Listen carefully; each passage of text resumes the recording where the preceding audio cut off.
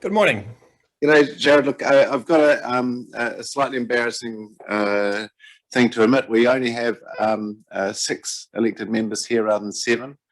Having said that, we're making recording of your submission, and 7 is a quorum, so we're making recording, and before deliberations, anyone who is deliberating will have had to watch your submission and the other 2 who are making oral submissions.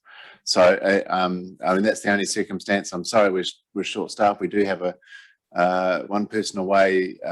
She's a rowing coach. We've got another person who got completely confused with the timetable, and another person who's got a urgent meeting. So these are the circumstances that can happen, and we're right up against the quorum. So my apologies. We do have a youngish council, so many of people actually work full-time as well. But as long as you're okay with that, with you, and the assurance I give you that I won't let anyone deliberate without having watched the video. Thank you. So you've got 10 minutes officially, and yeah, fire away. Thank you. As you know, I represent the Gaming Machine Association of New Zealand, that represents the vast majority of gaming societies. We're supportive of the amendment that you're proposing to the relocation clause to require the venues to be relocated solely into the central business district. That's a sensible policy. That's where gaming venues should be located, on harm minimisation grounds. And we ask that your policy, in fact, encourage and facilitate that. So the concern we have is not with the amendment which restricts venues moving into the central business district. It's with the other provisions in the policy that effectively mean that that relocation can't take place in practical terms. So the policy at the moment requires, if you relocate, to be 100 metres away from a school, a playground, community facility. And I can understand perhaps some logical reasons why you might find that desirable. But the policy also requires that if you are to relocate into the CBD, you must be 100 metres away from another gaming venue. Now, if you were to draw a circle on a map, 100 metres around all the existing gaming venues, 100 metres around every church, every playground, every community facility, it becomes impossible to go into the CBD. And what that does is simply entrench the venues in undesirable locations and prevents them relocating. So what we're suggesting that you do is you remove the clause in the policy that says you must be 100 metres away from another Class 4 venue. There's absolutely no evidence to suggest that clustering gaming venues together increases harm. In fact, it's quite the opposite. The concern is in relation to accessing gaming venues. So I always put things in terms that relate to me. I've had periods where I've wanted to reduce weight and wanted to cut down on the amount of bad food that I've consumed. Also had periods where I wanted to reduce the amount of alcohol that I consumed. Imagine being in a situation where you wanted to reduce weight or reduce the amount of alcohol that you drink. And when you're going from work through to home, every 50 metres or 100 metres, you pass the dairy that sold beautiful Sauvignon Blanc from Marlborough, a beautiful chocolate trumpet from the local tip-top provider. If every 50 metres or 100 metres I pass a venue that sells alcohol or bad food, I'm more likely to buy alcohol or bad food. Also, if I live on the northern side of town and within 100 metres of me there's a dairy that sells bad food or alcohol, I'm more likely to go and purchase it. If I have to cross all the way to the other side of town to go to the supermarket where there's a larger selection, but I've got to travel further, I'm less likely to purchase bad food or alcohol. Same with gambling. There's no logical reason to want to space out your gaming venues throughout your city, because it just simply makes those venues more accessible.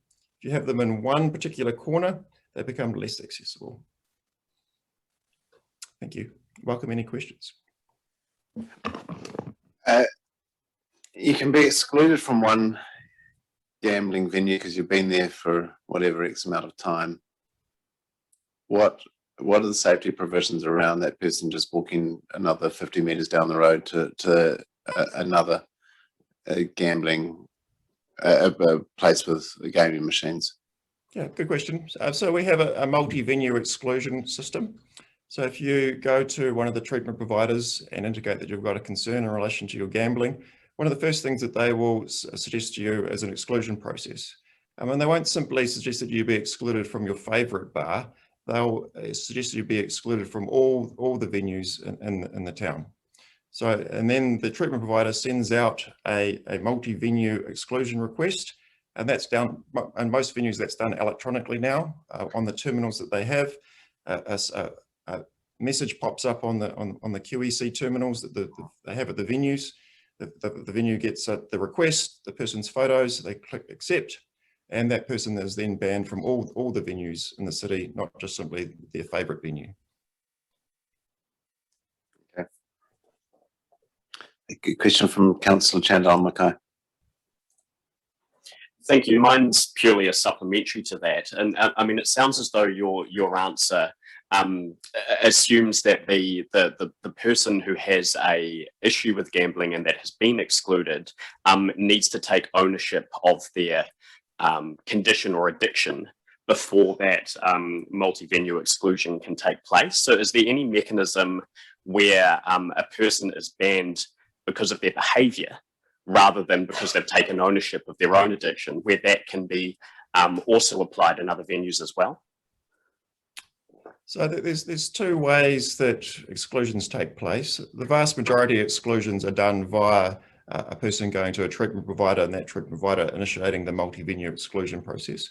But it's also possible for a venue to identify someone that they've got concerns with and exclude them.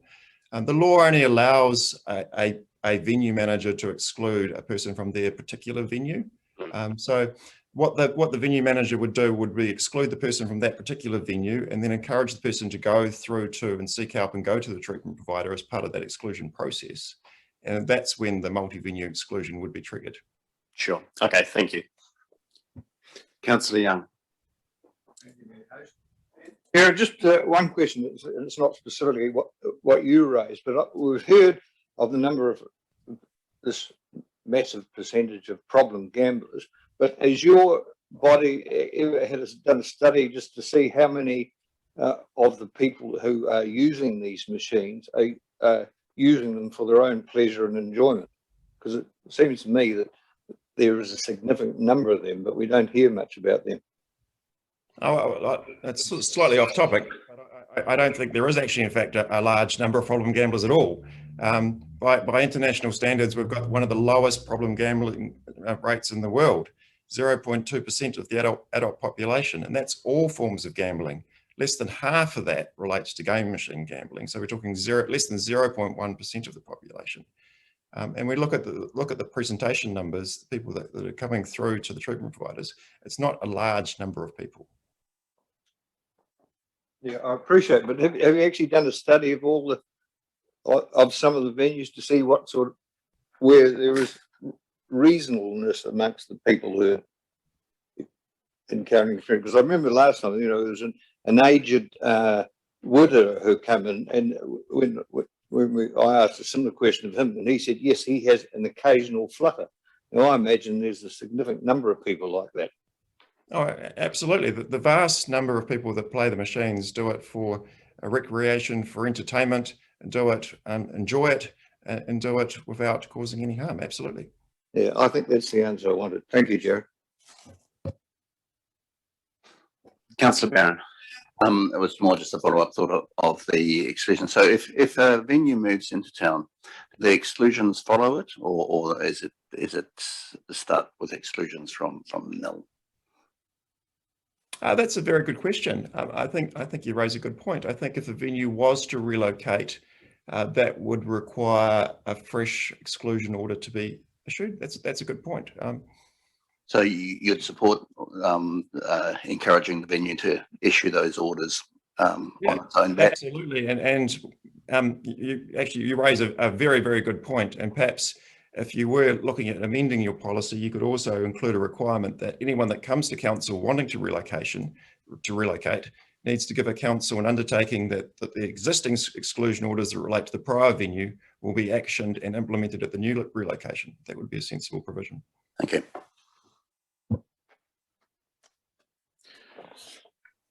Thank you for that. Any further questions? No, I think you can get on with your day, Jarrod. So thank you very much for your submission, and we'll be deliberating it in a couple of weeks. Excellent. Thank you. Bye.